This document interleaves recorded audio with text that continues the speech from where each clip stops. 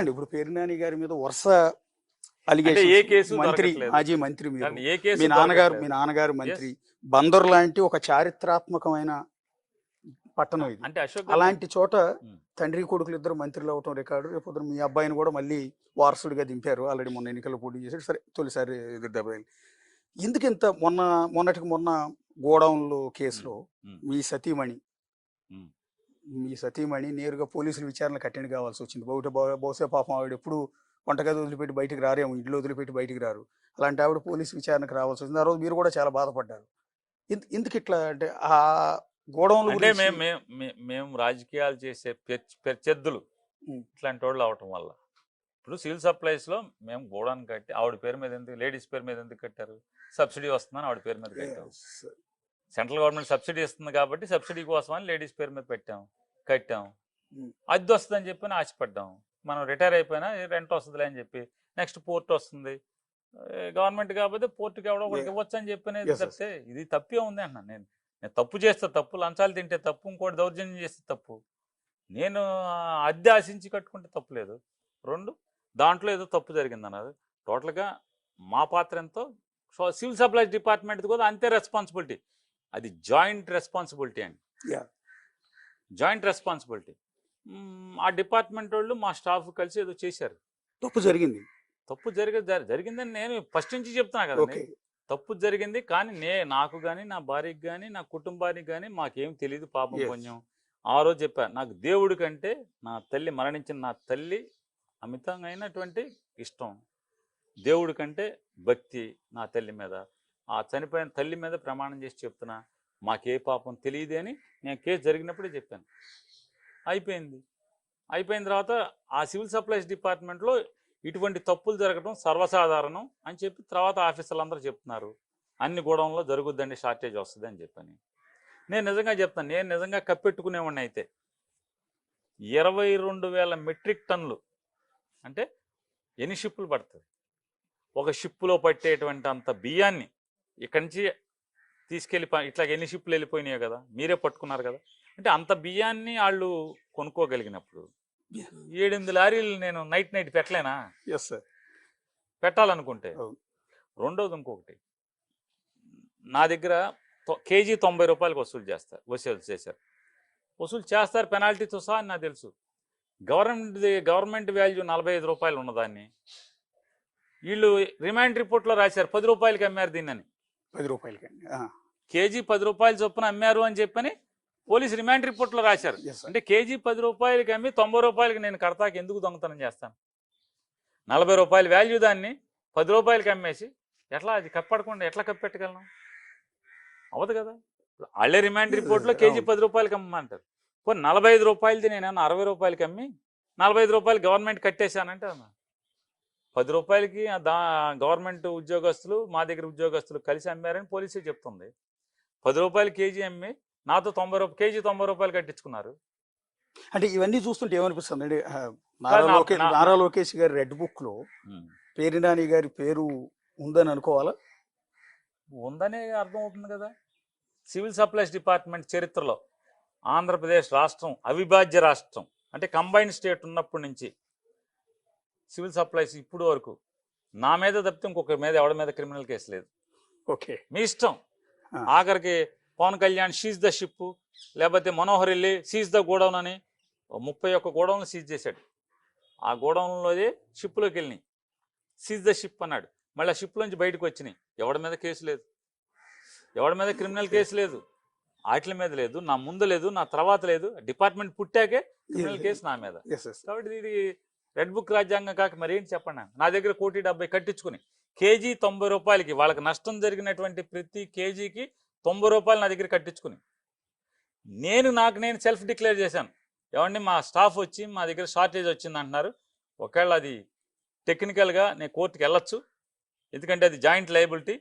అయినా కూడా నైతికంగా నేను దాన్ని తప్పుగా భావిస్తూ నైతిక బాధ్యత తీసుకుంటూ మీరు ఎంత చెప్తే అంత కడతానని జాయింట్ కలెక్టర్కి నేను లెటర్ ఇచ్చాను. ఇచ్చిన 10 రోజుల దాకా ఎవడు మాట్లాడలేదు.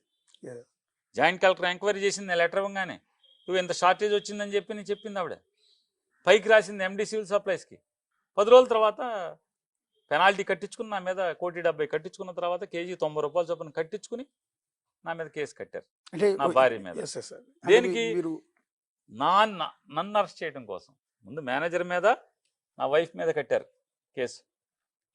తర్వాత నాకు నా మేనేజర్కి ఒక 10 ఏళ్లలో 1,70,000 రూపాయల ట్రాన్సాక్షన్ ఉందంట, అందుకని నేను ముద్దాయినంట. 10 ఏళ్లలో 1,70,000 ట్రాన్సాక్షన్స్ ఉన్నాయి బ్యాంక్ అకౌంట్లో వీళ్ళిద్దరికి. కాబట్టి అంటే నాకు ఫోన్ బిల్ కట్టాలన్నా, లేకపోతే నాకు ఏదైనా బంకులో అప్పులుగా కట్టాలనేది నా దగ్గర పిఏగా చేసేలేడు అతను. నమ్మకంగా ఉన్నాడని అక్కడ పెట్టుకున్నాం. ఇది అందరికి పోలీస్కి తెలుసు, yes, yes, sir. కేసు కాదని తెలుసు, ఎఫ్ఐఆర్ చేయాల్సిన పని లేదని తెలుసు. మరి రెడ్ బుక్ కాక ఏంటిది, ఏం బుక్ ఇది? అదే అయిపోయింది. నేను చెప్తాను, ఇవాళ పట్టా ఉంటే దొంగ పట్టా చూపించమంటున్నా కదా, ఓకే ఈనాడులో రాయించడం ఎందుకు? Yeah. ఏం పట్టా, ఎక్కడి నుంచి? అంటే మీరు రీసెంట్గా Hmm. గోడౌన్ ఇష్యూ రైజ్ అయినప్పుడు మీ సతీమణి పోలీస్ విచారణకు అటెండ్ అయిన కూడా ఒక మాట అన్నారు, చంద్రబాబు నాయుడు గారు మంచివాళ్లే, కావాలంటే నానిని అరెస్ట్ చేయండి కానీ ఆడవాళ్ళ జోలికి వెళ్ళొద్దు విచారణకు అన్నారు. వచ్చినప్పుడు కాదు, Yeah. కేసుకి వెళ్ళి నేను హైకోర్టుకి జిల్లా కోర్టులో బెయిల్ కోసం, మా యాంటిసిపేటరీ బెయిల్ కోసం మా శ్రీమతి ట్రై చేస్తున్నప్పుడు దాన్ని ఉద్దేశపూర్వకంగా కుల రవీంద్ర వాళ్ళ సొంత అక్క మొగుడే పబ్లిక్ ప్రాసిక్యూటర్గా వేసుకున్నారు. ఓకే, సొంత అక్క మొగుడే పబ్లిక్ ప్రాసిక్యూటర్.